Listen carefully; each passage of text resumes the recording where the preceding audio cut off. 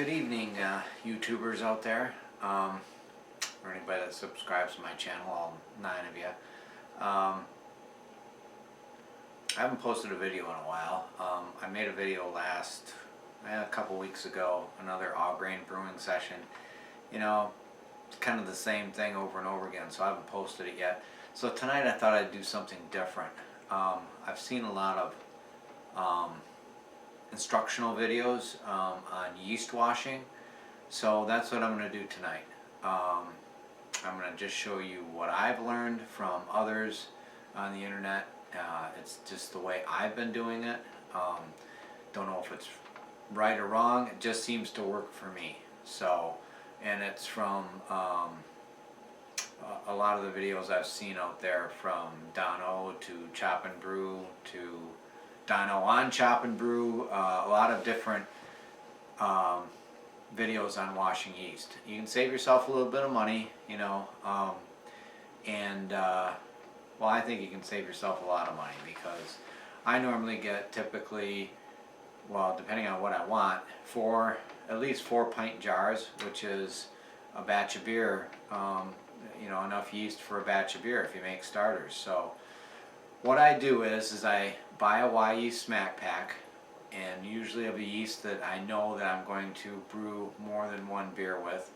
This happens to be 1272 American Ale 2, which I like using. I've used it numerous times, and I've washed and reused it numerous times. So what I made in this carboy was a Sierra Nevada Pale Ale clone, because I really like Sierra Nevada Pale Ale. It was my own recipe, just from gathering ideas from other recipes I've seen out there. It was an all grain version. I just racked off of this to the secondary and dry hopped with an ounce of Cascade. So cheers. My Vienna lager, first brew in a keg. This is you know, forced carbonated CO2 beer, and it turned out pretty good, and the kegging system turned out good too. I'm able to fit one keg and a CO2 cylinder in a small bar fridge with a little picnic tap on it, and I plan to expand to something much bigger later, since I have more than one keg and lots of beer. So anyways, let's get on with this. It's probably going to be a couple of snip in and snip out videos, because, you know, I'm not going to film the whole thing because it takes some time. So what I do is normally either the morning before, like I did this time, I boiled about a gallon of water in 4 pint mason jars with the lids, the rings, and everything in my brew pot, my 5-gallon brew pot. I boil that water for about 15 minutes with the jars and everything in there, and it sanitizes it. And then I just, like, I went to work, put the lid on it, and I let it cool on the stove. So anyways, I have a helper here, and she is BrewCat 2.0. She helps me with my brewing, but she needs to not be on the counter. So anyways, that's cooled down to room temperature, because you know, you don't want to shock the yeast. This yeast has been in my front bedroom, which is about 65 degrees up there, so it was perfect fermentation for this pale ale. So what I'm going to do is I'm going to take these out of this kettle. I'm going to set them on this towel. They should all be sanitized. They're cooled down just to room temperature. Star sand some tongs, and I just dump them out. Of course, you don't care about the outsides being sanitized, so you can grab a hold of those and just take everything out of here. I set it on the towel, and I know, you know, I'm setting it on a towel that is not sanitized and the rim is on there and all that, but you can't do it all perfect, you know. I mean, you can try the best you can, and I try the best I can. So anyways, my rings, I set the rings out on the towel, pretty basic.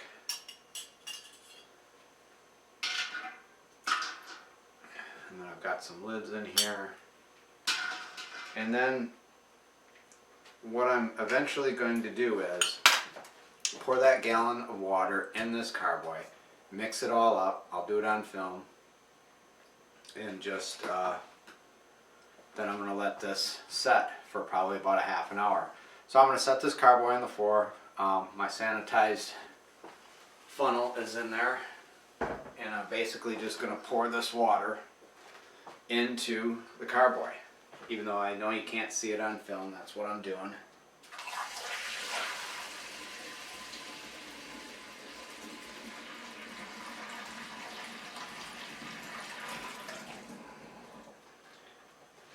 There.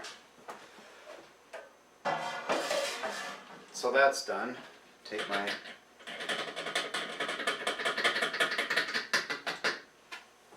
sanitized funnel and set it up on there. Now you're probably wondering what this is for. This is a gallon jug. It's got some Star San in it. Just, you know, getting sanitized. Eventually, once this stratifies, and I'll show you, you can see there's about a gallon of water in there. I usually like to put some kind of a covering over the top, such as like a piece of tin foil. Usually works pretty good.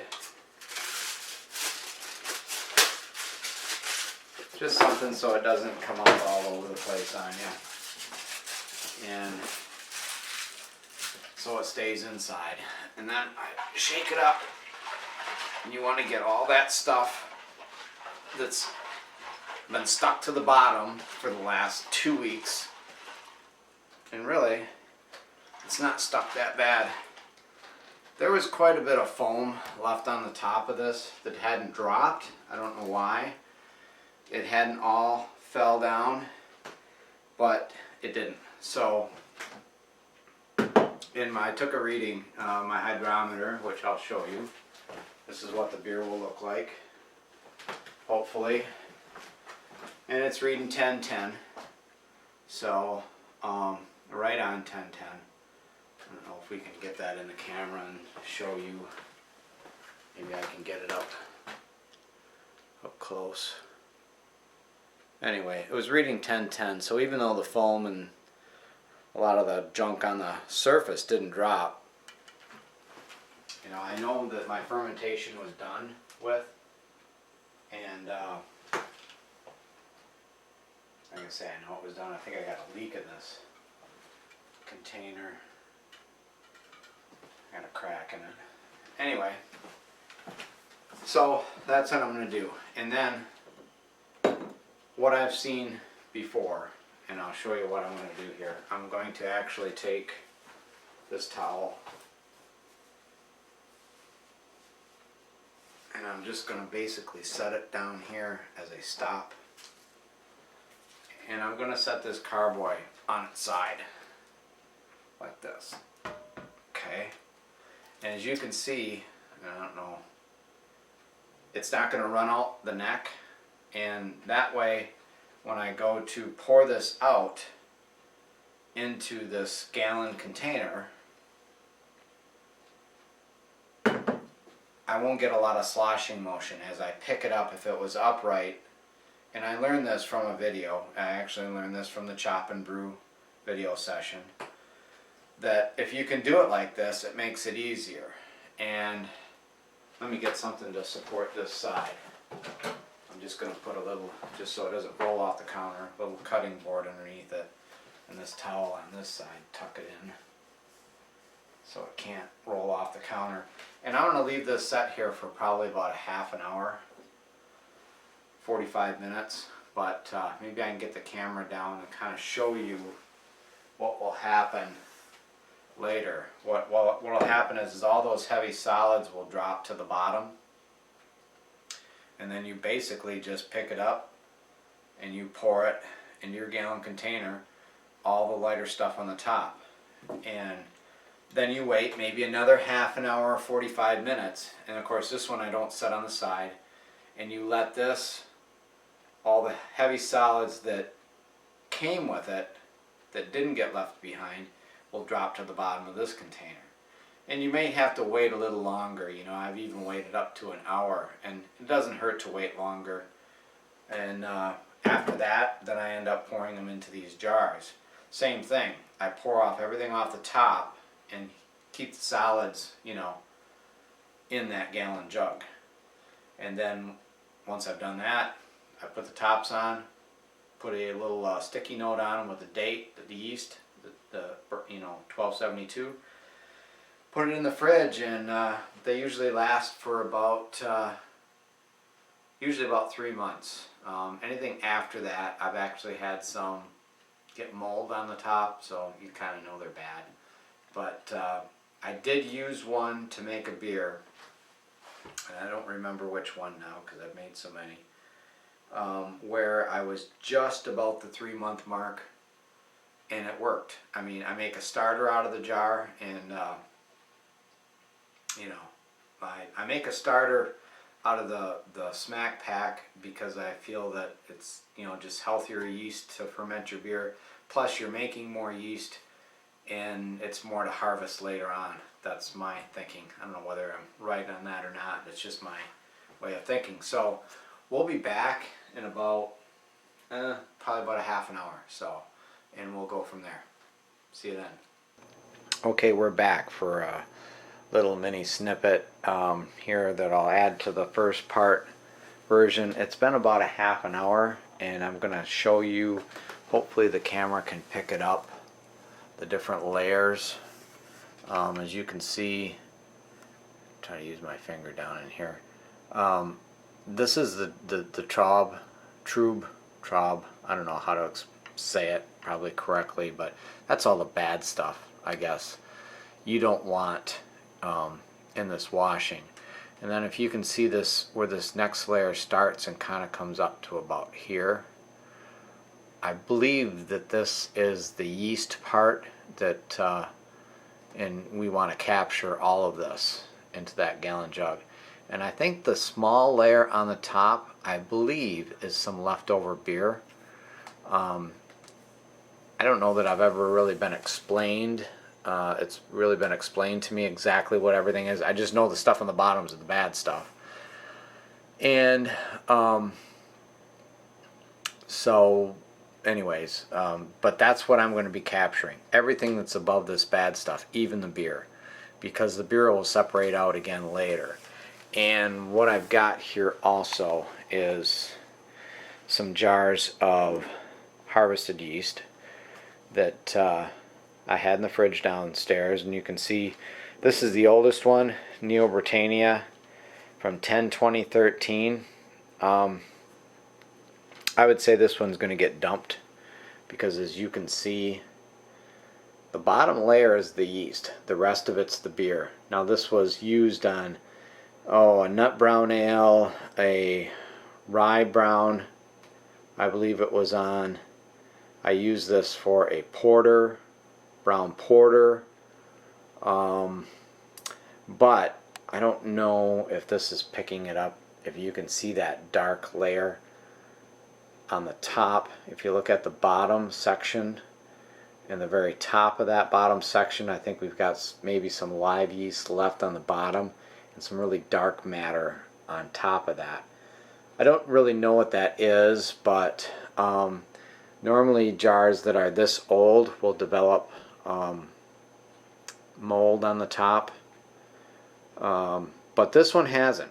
So I'm not going to use this for a beer. I've just kind of left it in the fridge to see what it'll do over time. But as you can see, this being a dark beer, you would not want to use this on a, something that would be as light as this. You would want to, same thing with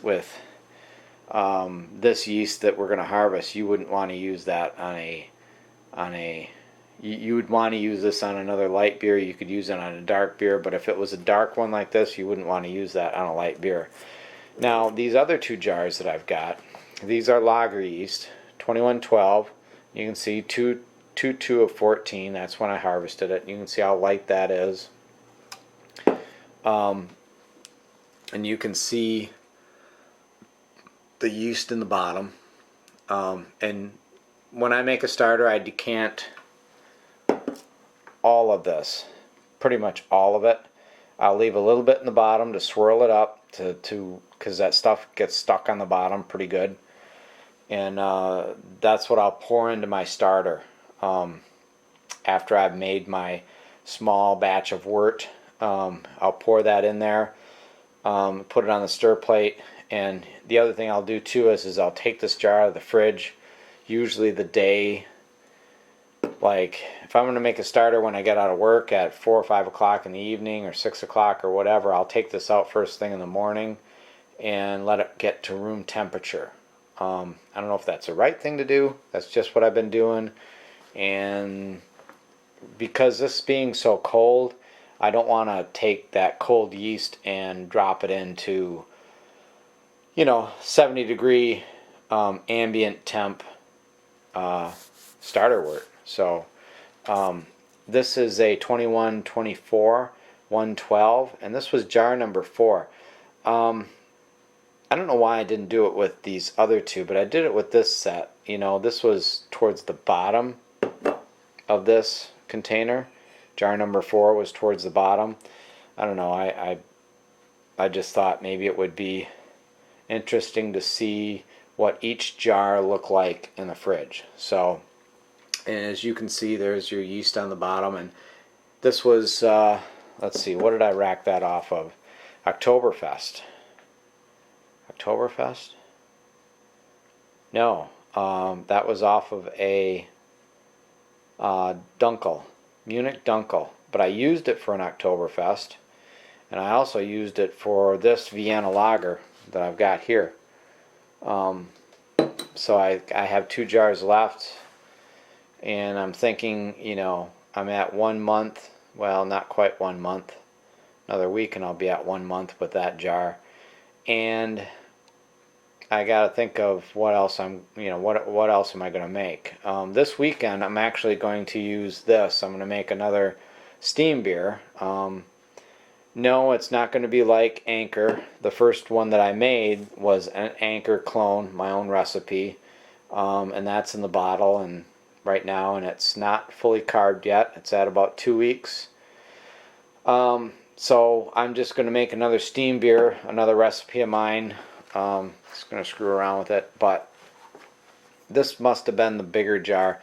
I had 2 jars that had a lot smaller line on the bottom, and I'll probably just combine those 2 together when I make a starter, because I don't think I'm going to make any more steam beers other than the one that I'm making this weekend. So okay, well, that's what I'm going to do. I'm going to now pour this into this container here, and I'll be back in a second to well, maybe I'll come back when this stratifies and show you what's going on with that. So, because I don't think you really need to see me pour it.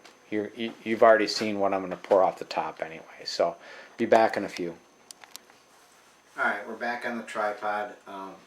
We're going to dump this now into there. I wasn't going to do that part of the video, but I thought, what the hell. So, we're going to pick this up carefully so it doesn't dump out. And we are just going to basically, like I said, dump this down in there.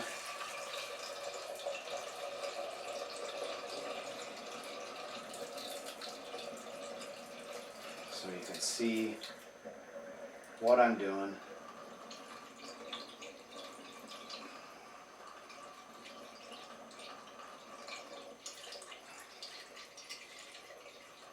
And like I say, if you get some stuff in there, don't worry too much. I can see that there's a little bit of that foam stuff coming up. I'm going to stop there because I've got more than enough. And the rest of this I'll just get rid of, because what I've got, 4 pint jars, was that 16 ounces in a pint.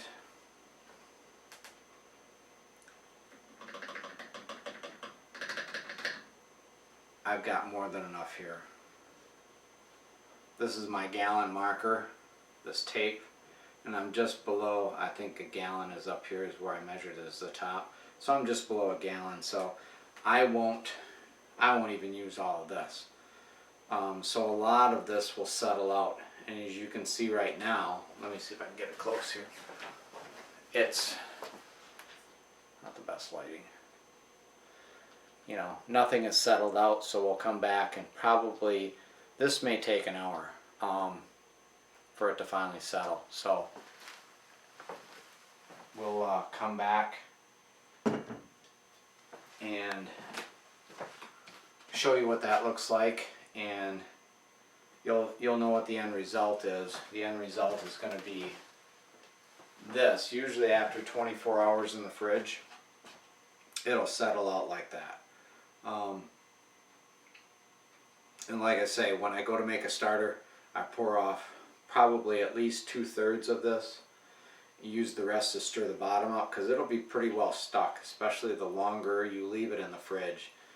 When you get into the 2-month range, if I get 4 jars off of this, that's 4 batches of beer that I can make.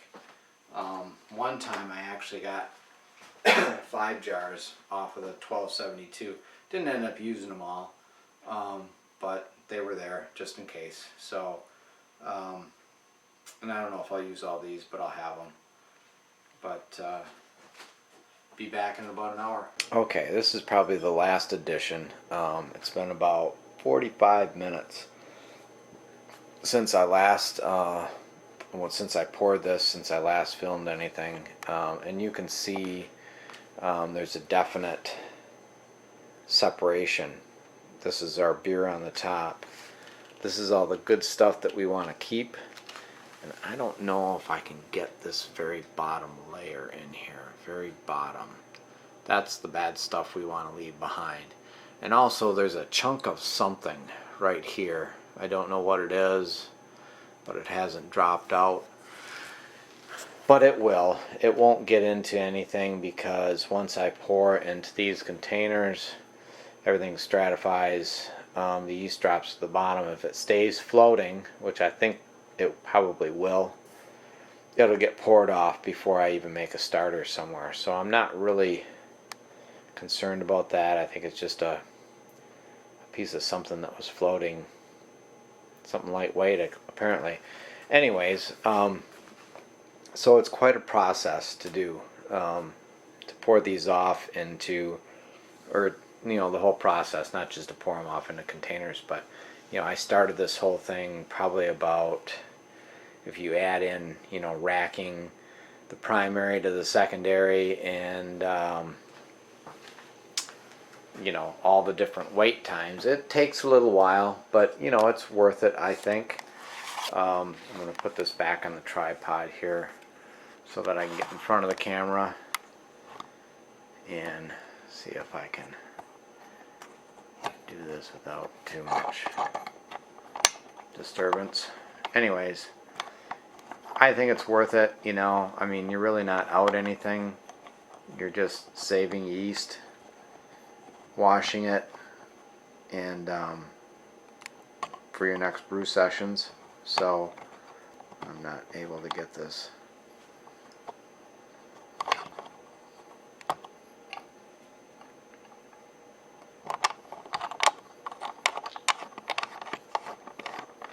I had it in the wrong spot. Okay.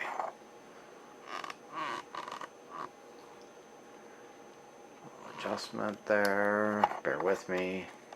Okay, now we're just going to pour it off into the jars. So, flip my screen around so I can see what I'm doing. So, I don't use a funnel for this. Bend down a little bit. I just basically pour it off into the jars. And then I'll mark the jars. Start with this one here.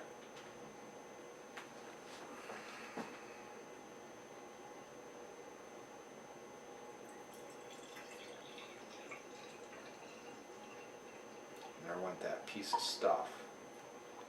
I fill them, you know, about like that. Try not to disturb,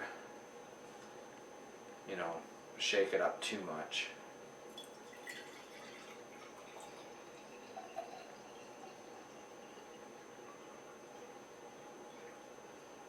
And, you know, what's the worst thing that could happen? None of it's any good, and you dump it down the drain. So you're out some time. You're not out really any money. You're just out some time. But more than likely, these will turn out like the other jars that I showed you.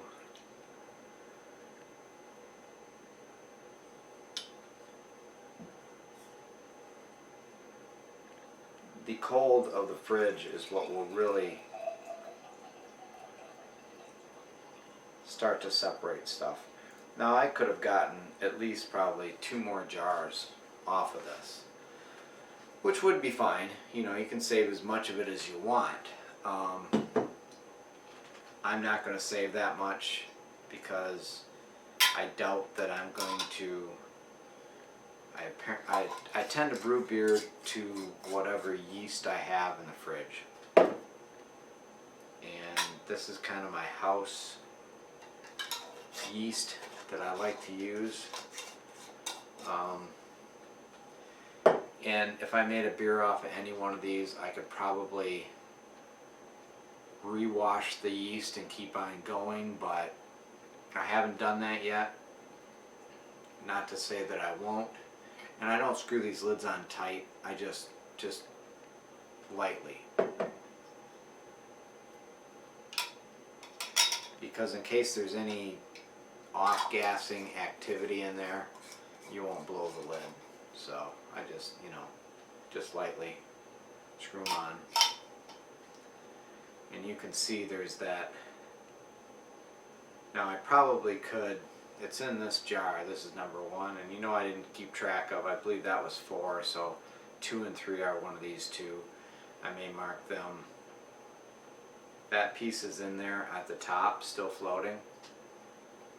Like I said, once this separates down, since it's so light, I'm assuming it's going to float. It'll get poured off. It won't even go into, won't make it into a beer. First time I've ever had one like that. But so there you have it. There's 4 jars for 4 different beers. I will probably make a rye pale ale. I'll probably make some summer beers with this, and because I think these will be good through May. We've got March, April, May, probably beginning of June. It's March 5th today, so I'll be able to make 4 beers out of this, and you know that'll save me $6.25 is what I've been paying for yeast in a smack pack.